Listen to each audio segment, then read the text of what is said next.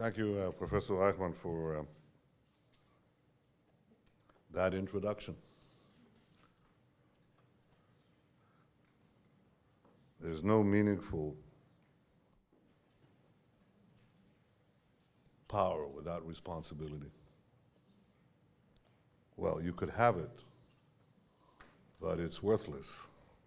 Or worse, it could be very dangerous. So all of us entrusted in power, with power, have responsibility. And I'll talk about that later. What our responsibilities entail at this moment. But I'd like to say a few words before that, not only to you, our host, Dr. Gano, I remember from our youth, and the many guests here from abroad, but most especially to Ambassador Shapiro of the United States of America. As you know, Ambassador Shapiro speaks perfect Hebrew, but I want to say a few words in English to you and to the people of the United States. We remember that day 13 years ago, and we mourn with you on this day for the thousands who lost their lives in that horrific attack.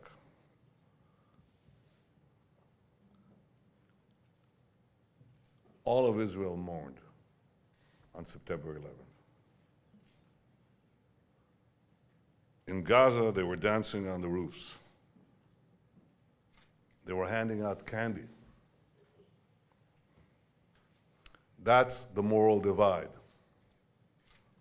We mourn, they celebrate the death of thousands of innocents. And then when the US took out bin Laden, I, speaking for virtually the entire country, congratulated President Obama. In Gaza, Hamas condemned the US and called bin Laden a holy warrior of Islam. That's the moral divide. We celebrate, they mourn the death of an arch-terrorist. Now, that moral divide has never been clearer than it is today, because Hamas, like Al-Qaeda and its affiliates, Al-Nusra, or its new growth, ISIS, or Boko Haram, Al-Shabaab, Hezbollah, supported by Iran, all are branches of the same poisonous tree. All present a clear and present danger to the peace and security of the world and to our common civilization. I believe that the battle against these groups is indivisible, and it's important not to let any of these groups succeed anywhere. Because if they gain ground somewhere, they gain ground everywhere. And their setbacks are also felt everywhere. If they gain ground, if they were to succeed, they would return humanity to a primitive early medievalism. I say early medievalism because my late father, was a great historian of the Middle Ages, and I'd be giving them too much compliment. Early medievalism, primitive early medievalism, where women are treated as chattel, as property, and gays are stoned and minorities persecuted if they're left alive at all. And these groups must be fought, they must be rolled back, and they must ultimately be defeated. That's why Israel fully supports President Obama's call for united actions against ISIS, all civilized countries should stand together in the fight against radical terrorism that sweeps across the Middle East, sweeps across the world. And we are playing our part in this continued effort. Some of the things are known, some things are less known. We have always viewed it as our common battle for our common future. Now, the fight against Islamist terrorism has created new alliances in the Middle East because many Sunni Arab states recognize that the threat of Iran's aggression and its radical Shiite proxies pose a fundamental danger to them, as does fundamentalist Sunni terrorism. And as a result of this, these twin threats of radical Shiism using terrorist tactics, radical Sunnism using terrorist tactics, as a result of this, they're reevaluating their relationship with Israel. And they understand that Israel is not their enemy, but their ally in the fight against this common enemy. And I believe this presents an opportunity for cooperation and perhaps an opportunity for peace. I think it's crucial not to let the fight against Sunni extremism make us forget the danger of Shiite extremism. They're two sides of the same coin. We don't have to strengthen one to weaken the other. My policy is weaken both. And most importantly, don't allow any of them to get weapons of mass destruction. And that's why the arrangement that was achieved in Syria to disband and take out the chemical weapons and chemical materials was so important. And I think President Obama had a very important achievement there. We understand what it would mean that any of these sides would have weapons of mass destruction, because all you have to imagine is what would have happened if on 9/11 Al-Qaeda had nuclear weapons. You know they would have used them against New York and against Washington. It's unassailable. These groups have absolutely no moral or other impediment to their mad desires. Once they have massive power, they will unleash all their violence, all their ideological zeal, all their hatred with weapons of mass death. And all you have to imagine is what would have happened if Al-Qaeda today had access to chemical weapons in Syria. Well, then project that. What would happen if the terrorist regime in Iran will have weapons of mass destruction, nuclear weapons? They control themselves today. They put up a good front. But they have tremendous, tremendous ambitions. Not for Iran, for Shiism, from Iran. And those ambitions would be unleashed once they have nuclear weapons in their capacity. They must not have it. Now, the world powers are now negotiating with Iran, and I hope they make a good deal, because a bad deal should not be made. I'll tell you what a good deal is. The one that was made in Syria. Because what that deal said was, take the chemical weapons and the materials, the chemicals themselves and the means to make the weapons out of Syria. It didn't say to Assad, keep them, store them, and we'll put an inspector. You know, we'll lock him with a padlock and we'll put an inspector next to it. Because at any point, Assad could kick out the inspector. I'm not saying that's Inspector Clouseau, a good inspector. But the whole idea of breakout is you throw away the inspector and you rush. Once you've unlocked the storehouses, you rush to make the weapons. That's what Iran is seeking. Iran is seeking to keep the enriched nuclear material, to keep the centrifuges, to keep the means to make nuclear weapons in short order. We'll put a padlock on it. And we'll put an inspectors there. And then at a certain point, when there are international crises that consume our attention, and you know these never happen these days, right? Kick out the inspectors, break the lock, you break out. Within weeks, a few months, you have nuclear weapons. That's a bad deal. And if Iran has nuclear weapons, you will see a tremendous pivot in the world. No, not in the Middle East, in the world. You will see things you never imagined could be possible. Horrors that you couldn't even contemplate come to fruition. The ultimate terror. A terrorist regime with the weapons of the greatest terror of them all. We must not let that happen. So we have no shortage of threats.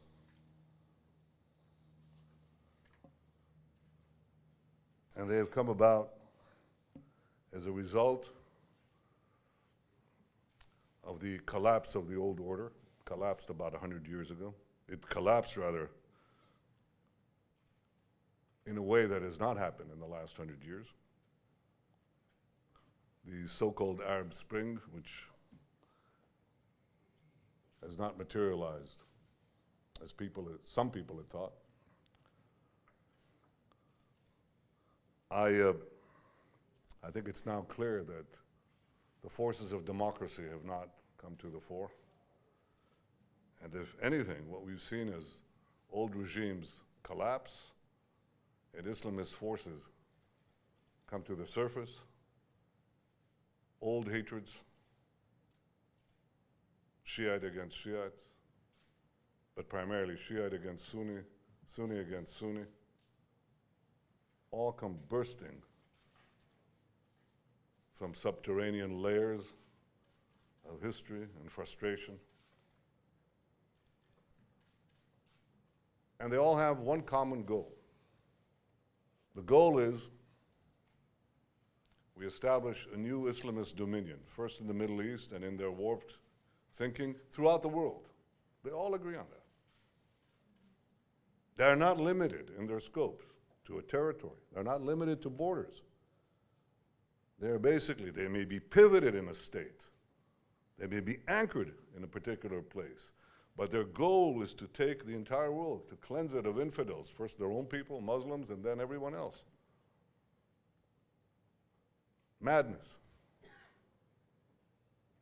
They all agree that they have to establish a caliphate.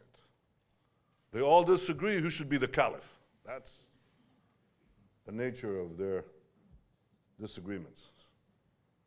And they all use essentially the same tactic. And that's unbridled violence, fear, terror. And the terror is, first of all, imposed on their own peoples. That's the number one target, before anyone else. If your people want to rise up against you, as they did in Iran 5 years ago, you kill them. You send out your troopers to the streets, besiege, and just shoot them on the sidewalks. You steal millions of votes, people protest, you shoot them. But it's not enough to shoot them one time. You constantly shoot them, or to be more precise in Iran, you hang them. Anywhere between 1,000 to 2,000 people are annually executed in Iran. I'm not talking about criminals, I'm not talking about people who've broken the law, people who have the temerity to have a different view, question the regime. And they're hung in public squares, and sometimes they're hung from cranes. They don't have enough scaffolds. And you see the same thing same thing. Doesn't receive the same prominence from ISIS, same technique. You take over a population, the first thing is, yes, you lop heads off and this tragic barbarism that we witnessed, but you also take people to the burial pits and you shoot them by the hundreds and thousands. And we've just seen the same in Gaza. During the fighting,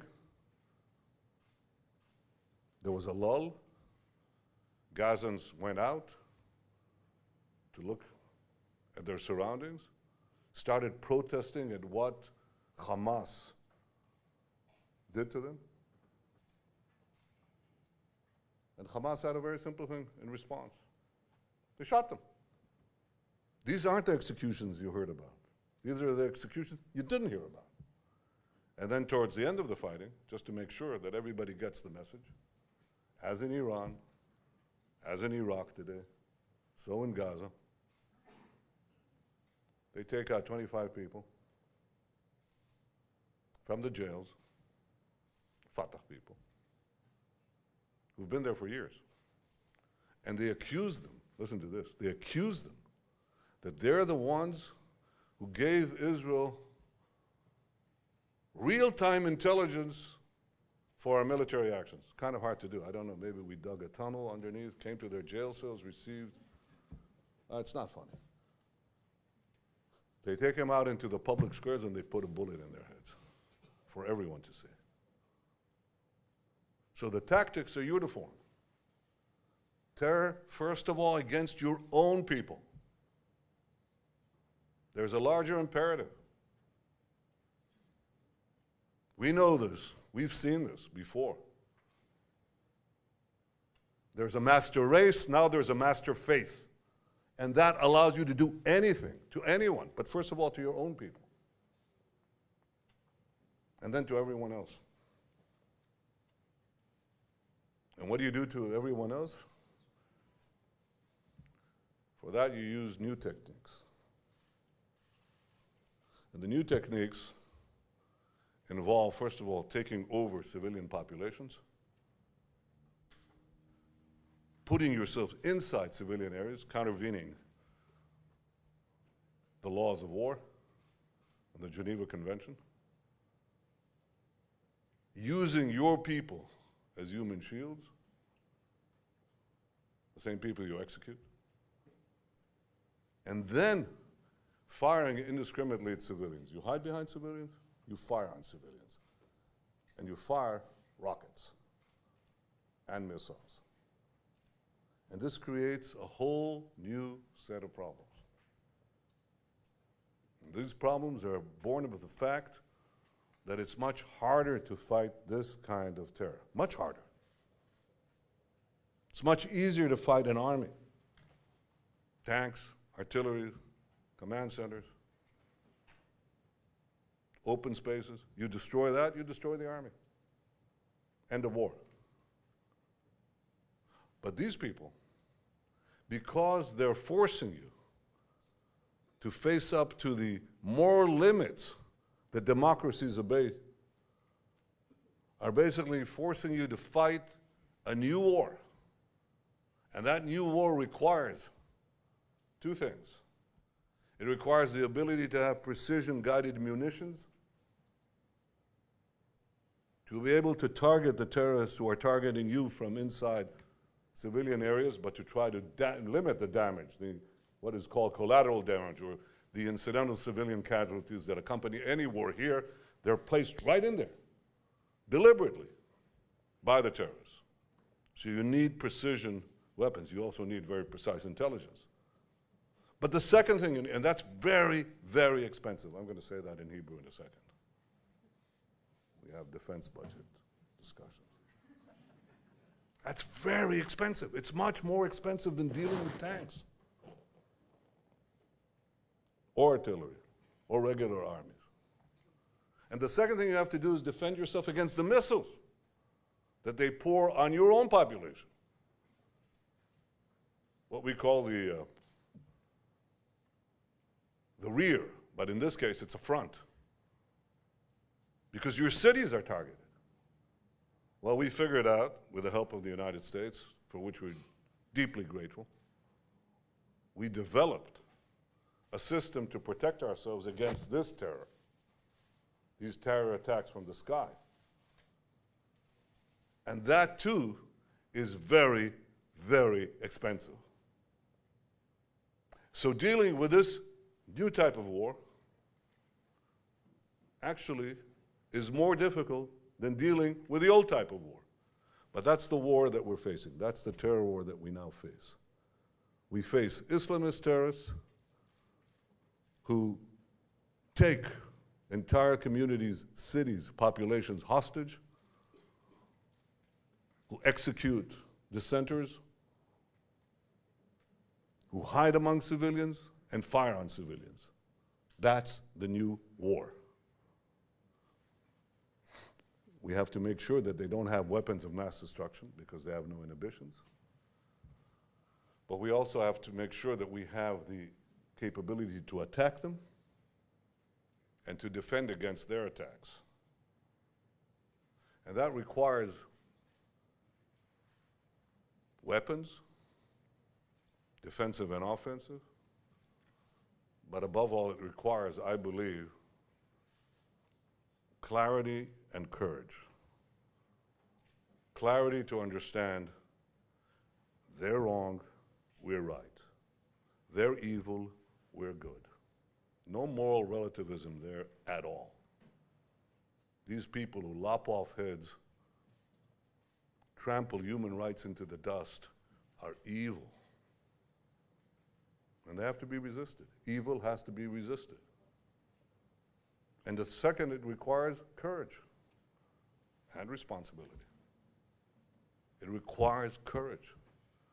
Because all the other qualities that we could bring to bear in the battle against terrorism are meaningless if you don't have courage. I think we have reservoirs of both. But I think that we have to also recognize that we are in a great historic juncture. I may surprise you when I tell you that I think militant Islam will be defeated. I think it will ultimately disappear from the stage of history. Because I think it's a grand failure. Doesn't know how to manage economies, cannot offer the young people to which it appeals any kind of future.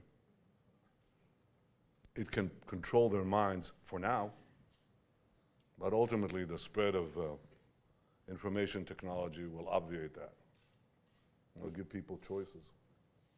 But this may take a long time. And we've been able to predict in the past that radical ideologies which inflame the minds of millions set their sights on minorities, usually starts with the Jews, it never ends with the Jews. They ultimately fail too. That happened in the last century. But before they failed, they took down tens of millions with them and a third of our own people. That will never happen again. Clarity and courage. Alliances as broad as we can make them with those who understand that we're in a common battle. And courage to see this through, to roll back an ultimate victory. I'm confident that militant Islam will perish. But we must not allow anyone to perish with it before it goes down. That's our task. I think there's a potential for a regional and international alliance against the forces of tyranny and terror that threaten all of us. But our experience, the experience of the Jewish people, has said that you always seek alliances because every nation needs alliances. A superpower like the United States of America needs alliances. And certainly a small country like Israel needs alliances. But ultimately, the only guarantor of our existence and the ability to form alliances depends on our internal strength. Nobody seeks your alliance if you're weak. have to be able to protect yourself. And if there's one change that has been brought about in the history of the Jewish people since the establishment of the Jewish state, it's our ability to defend ourselves by ourselves against any foe. That was and remains the basis of our policy. Thank you very much.